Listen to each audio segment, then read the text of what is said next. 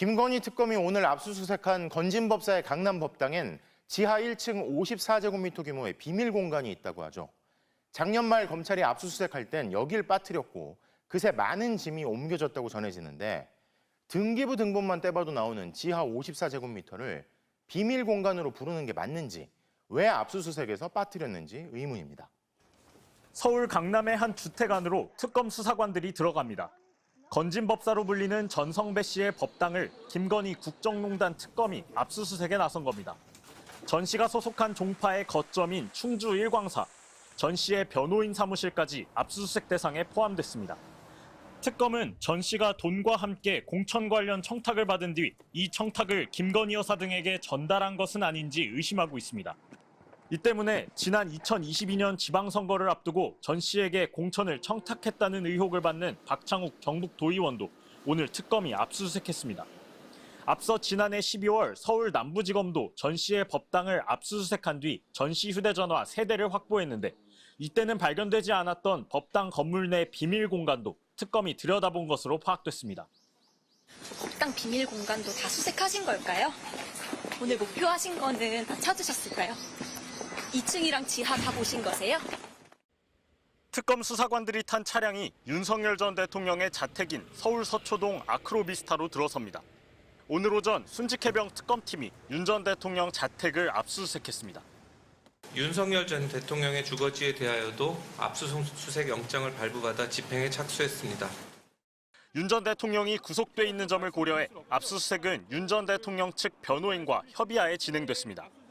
특검팀은 자택에서 윤 전 대통령의 개인 휴대전화 등을 확보했습니다. 경기도 구리시에 있는 한 컨테이너 임대창고. 비슷한 시각 특검팀은 이 창고도 찾아왔습니다. 서울 한남동 대통령 관저에 있던 윤 전 대통령과 김건희 여사의 짐이 보관된 곳입니다. 건진법사 게이트를 수사하던 서울 남부지검이 통일교 측이 김 여사에 전달한 의혹이 있는 다이아몬드 목걸이와 명품 가방을 찾기 위해 압수수색했던 곳이기도 합니다. 압수수색 영장에는 윤 전 대통령이 직권남용 권리행사 방해 혐의 피의자로 적시됐습니다. 바로 VIP 경로설. 지난 2023년 7월 31일 해병대 수사단에 최상병 순직 사건 초동 수사 결과를 보고받은 윤 전 대통령이 경로한 뒤 수사 결과가 바뀌었다는 의혹입니다. 윤 전 대통령이 이런 일로 사단장을 처벌하면 누가 사단장을 하냐고 화를 낸 뒤 국방부와 대통령실 등이 나서 군이 경찰에 사건을 넘기는 걸 보류시킨 정황들이 드러났습니다.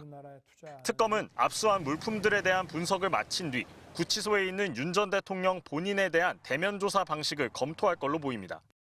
3대 특검이 출범한 후 윤석열 전 대통령 주거지에 대한 강제 수사가 이루어진 건 이번이 처음입니다. 순직해병 특검의 칼끝도 점차 의혹의 정점이자 핵심 당사자인 윤 전 대통령으로 향하고 있습니다. MBC 뉴스 송정훈입니다. 최상병 특검이 임종득 국회의원 회관 사무실에 진입한 지 20여 분 뒤 송원석 원내대표와 나경원 의원 등 국민의힘 의원 20여 명이 속속 이무현 사무실 앞으로 모여듭니다. 압수수색이 시작되자마자 송 원내대표가 의원 전원에게 긴급히 모여달라는 공지를 보냈기 때문입니다. 국민의힘은 이번 강제 수사를 명백한 야당 탄압이라며 강하게 반발했습니다. 대통령실 근무할 때 사용했던 PC든 노트북이든 거기 가서 압수수색을 해야만 할 것입니다.